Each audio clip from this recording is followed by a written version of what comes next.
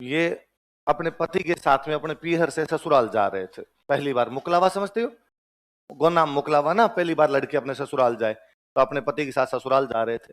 रास्ते में जंगल के अंदर इनके पति को सांप खा जाता है। अब मैं भूल रहा हूँ, बाकी इनके पति का नाम शायद मदन सेन है, ऐसा कोई नाम था। सांप खा जाता है उनको, सांप खा गया तो पति की डेथ हो गई। डेथ हो गई तो ये अपने पति के साथ में वहां पर सती होती है।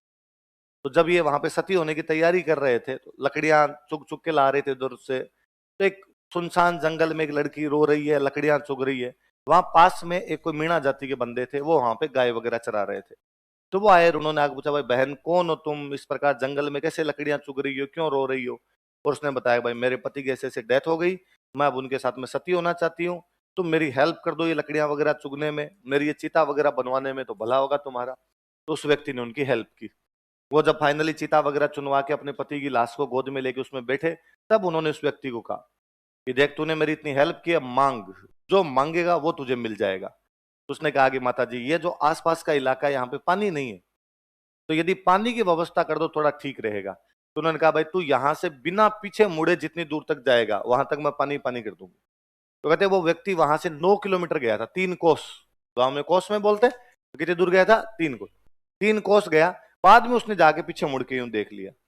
भगवान जाने क्या चमत्कार को नमस्कार है कि उस मंदिर से उस दिशा में 9 किलोमीटर तक खूब सारा पानी है, इतना ऊपर पानी है जिसकी हद नहीं, कि आप जमीन को थोड़ा सा खोदेंगे पानी है। और 9 किलोमीटर के बाद में वाटर लेवल इतना गिरता है जिसकी हद नहीं, कि अचानक ही वाटर लेवल गिर जाता है।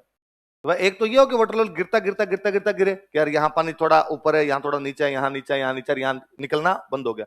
9 किलोमीटर तक एक सार पानी पड़ा, खूब सारा पानी है। और कहते हो मंदिर के पीछे तो एक नाला वाला और है, वहां कहां से पानी आ रहा है उसके स्रोत का ही नहीं पता चल रहा है, पर वो हमेशा वहां पर पानी चलता ही रहता है। तो अब वो खुद नाई जाति की महिला थे, इसलिए नाइयों की तो क्या हो गई, कुलदेवी। वो पहला पर्चा दिया या पहली बार जिस व्यक्ति ने उनकी सहायता की थी वो किस जाति के थे, तो वो उनकी क्या करने लगे, पूजा। फिर देवी देवता किसी जाति विशेष के होते नहीं, सब लोग ही जाते हैं, सब लोग ही मानते हैं उनको। मुझे याद है बीच में एक बार नाई और मीणा लड़ लिया आपस में, क्योंकि चढ़ावा ज्यादा आता ना, अपना सपना मन।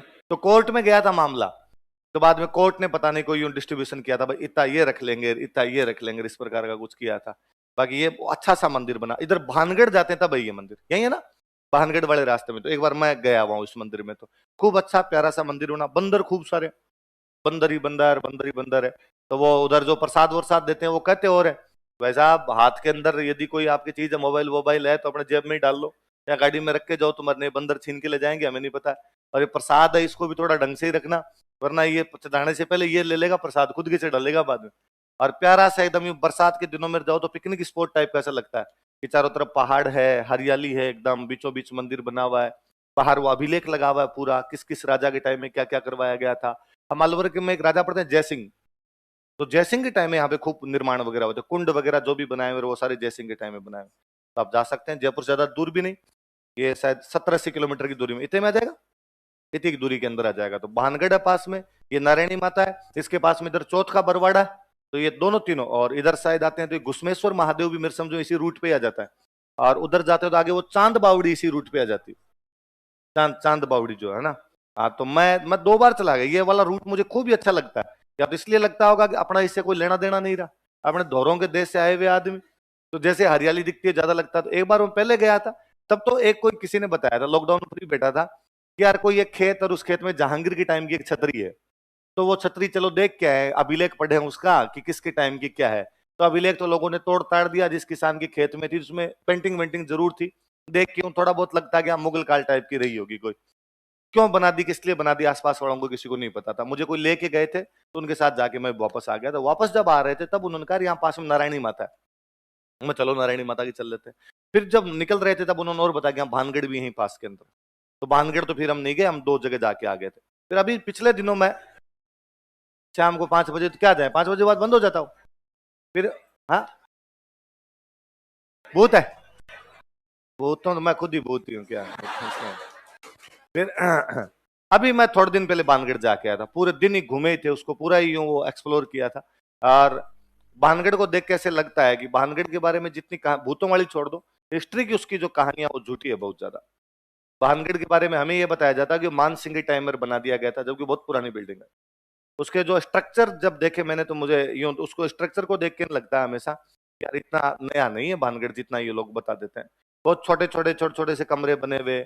उनकी आप स्थापत्य कला देखेंगे तो राजस्थान वैसे मंदिर है ही नहीं। यदि आमेर वालों को वो स्थापत्य कला आ रही होती तो फिर आमेर में वैसे मंदिर दूसरे देखने को मिलते, वो स्ट्रक्चर तो देखने को नहीं मिलता है। तो पुराना मंदिर है तभी इतना डिस्ट्रॉय कर दिया गया, इतना तोड़ दिया, पूरा तोड़ा हुआ है, कुछ ही नहीं। उसको देखे तो और लगता है कि यार किस कदर तोड़ गए किसी आक्रमण करने वाले ने। 4 मंदिर है, उनके ढांचे ढांचे से जरूर दिखाई देते हैं, जिनमें एक जो बाहर वाला मंदिर है उसको देखो तो विशाल काय क्या शानदार वाला मंदिर है, लगता है आप साउथ इंडिया की किसी मंदिर को देख रहे हो।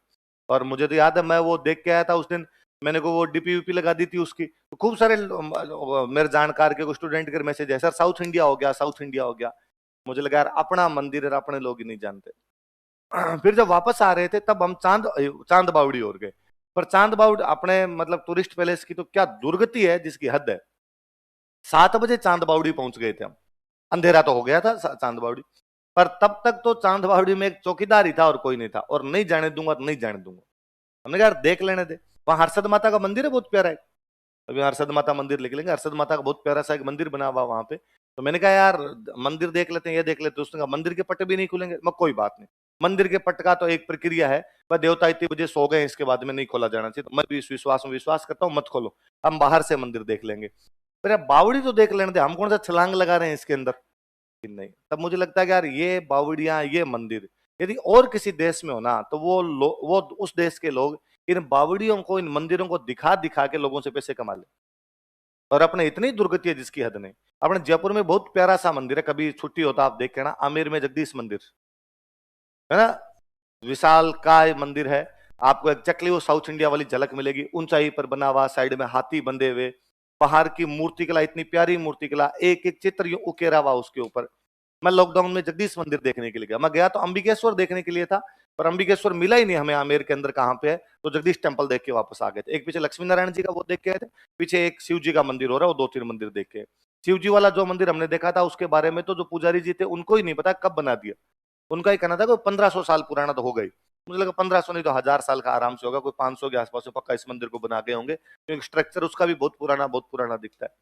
जगदीश मंदिर इतना प्यारा मंदिर है कि यदि टूरिस्ट डिपार्टमेंट उसका ध्यान रखे, उसको डेवलप कर ले और लोगों को उसका स्ट्रक्चर दिखाने के लिए लेके जाए और उसकी फीस लगा दें कि हम तो 500 रुपए लेंगे तो भी लोग देखें और दें, उसके कुत्ते घूम रहे थे बाहर, लिखा हुआ और है ये राजस्थान पर्यटन विभाग की संपत्ति है, किसी प्रकार की छेड़छाड़ ना करें।